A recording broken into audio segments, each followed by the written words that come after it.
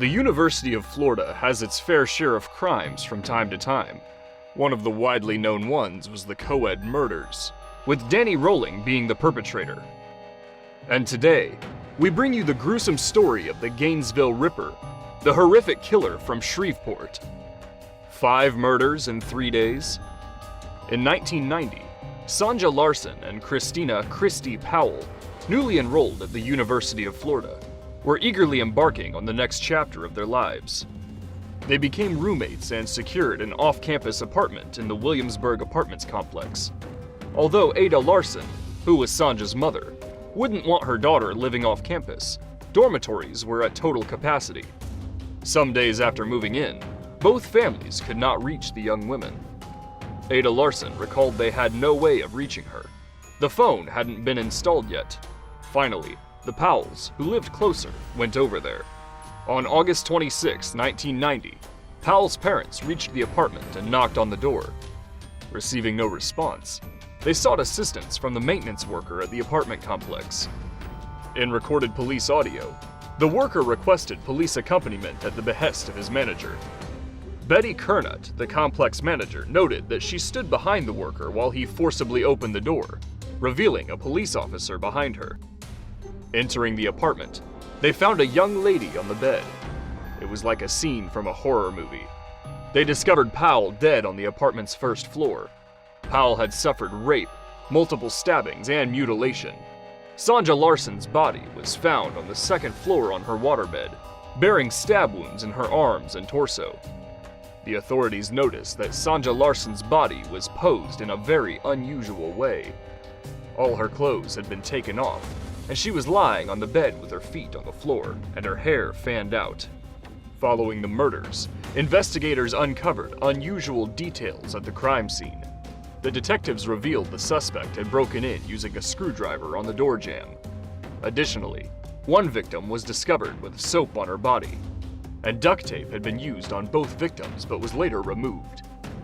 Detectives suggested this might have been an attempt to hinder investigators from finding DNA, blood types, or fingerprints. Former Gainesville Police Department Chief Waylon Clifton expressed his primary worry on the night he visited the crime scene, fearing that the suspect might carry out more murders. And he was right. The horror continued the following day. On the evening of August 26, 1990, when Christina Hoyt failed to show up at work, Detective Legren Hewitt sent Barber and another officer to Krista Hoyt's residence. Tragically, she was discovered in a horrific state, raped, fatally stabbed, mutilated, and decapitated. Her body had also been arranged in a posed manner, sitting with her feet on the floor and torso slumped forward, as described by Donnelly. And shockingly enough, it didn't stop there. The following morning, on August 28, 1990, Tracy Paulus and Manny Tabuada were discovered lifeless. These 23-year-old friends had been close since high school and recently started living together. Authorities believed Tabuada was the first target, engaged in a prolonged struggle before succumbing to multiple stab wounds after the intruder broke into their home. Authorities discovered Paulus on the living room floor. Paulus, who had been raped, was found in a posed position with soap on her lower body, along with tape residue on her wrists and mouth, just like the previous murders. The same person has perpetrated all these bone-chilling events. Who is the suspect? In August 1990, while traveling through the Florida Panhandle, Cindy Jurasich came across a news report detailing a gruesome series of murders. The news immediately triggered thoughts of a man from her hometown church in Louisiana, Danny Rolling, who had spent time with her family. Rolling had previously expressed his intention to leave Shreveport, their shared hometown. Over 3 days, Gainesville police uncovered the bodies of 5 college students, 1 man and 4 women. Among them, 3 women had experienced sexual assault, and 1 had been decapitated. All victims had been fatally stabbed, with some left in sexually suggestive positions. Strikingly, these murders bore a chilling resemblance to 3 others that had happened in Shreveport in November 1989. But what happened in Shreveport? The Grissom family murder.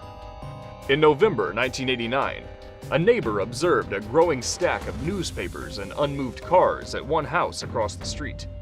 The neighbor decided to look into what was happening. He went close to the house and peeped through a window.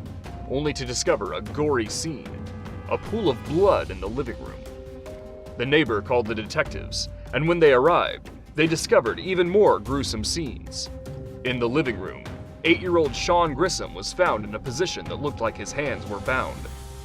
On further investigation, the detectives discovered Tom Grissom, Sean's grandfather, in the utility room with a stab wound to the lower back.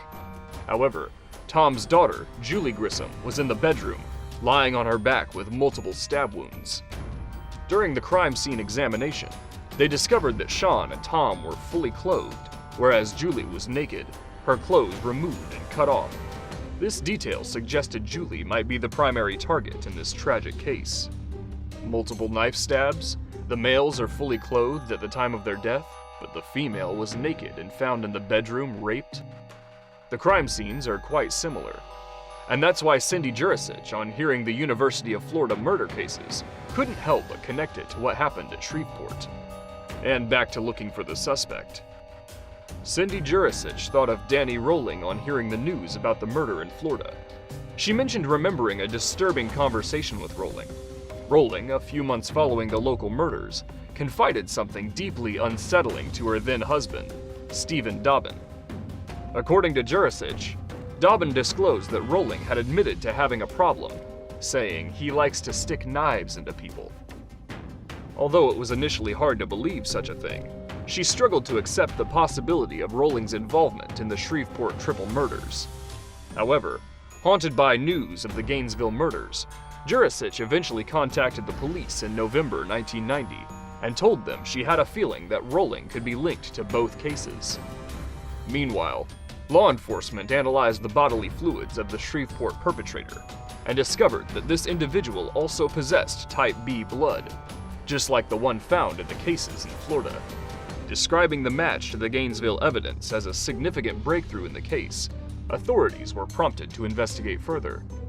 Shortly after the authorities visited the crime scene in Shreveport, Jurisic contacted Crime Stoppers to inform them about Danny Rolling. The authorities decided to investigate Rolling. They discovered he had many criminal records, so they brought him in. The investigators didn't need to go far to locate Rolling. He was arrested 40 miles south of Gainesville in Marion County Jail. He was detained for another robbery committed at a supermarket just 10 days after the discovery of Paulus and Manny Tawada's bodies. Further investigations revealed that Rolling shared the same type B blood as the suspect in both the Gainesville and Shreveport murders. Was Danny Rolling the perpetrator all along? Danny Rolling.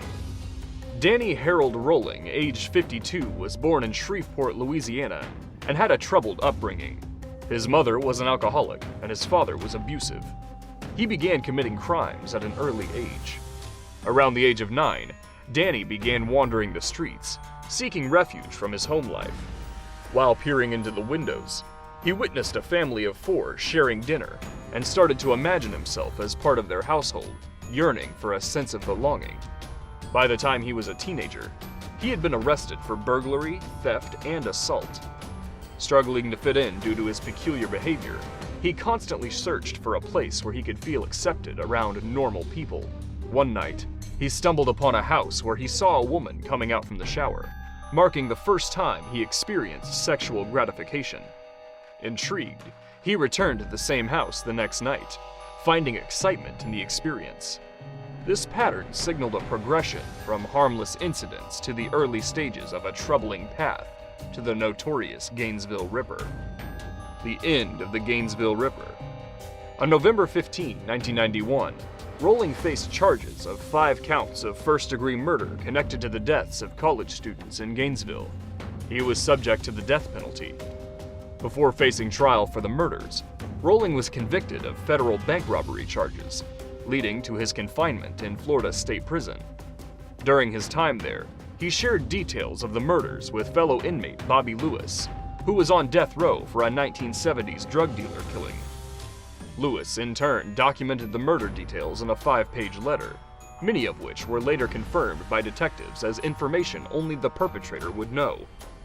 To validate Rolling's confession, investigators arranged a meeting where Lewis acted as Rolling's mouthpiece. Seated with Lewis and Rolling, investigators posed questions to Lewis based on Rolling's account. And after Lewis responded, they sought confirmation from Rowling. Lewis, profoundly affected by the revelations, remarked, "I've never been told nothing in reality. I've never read nothing in a Stephen King novel that comes close to what the reality of what this man did." Despite Rowling confessing to the Gainesville murders, the detectives couldn't get him to admit to the Shreveport murders. Eventually, before his execution, Rowling admitted to a pastor in a handwritten note that he had killed 55-year-old William Grissom, 24-year-old Julie Grissom, and 8-year-old Sean Grissom in Shreveport. On October 25, 2006, Danny Rowling was executed by lethal injection. The Gainesville Ripper is done, but is he? Thanks for tuning in. Do not forget to like and subscribe. Bye.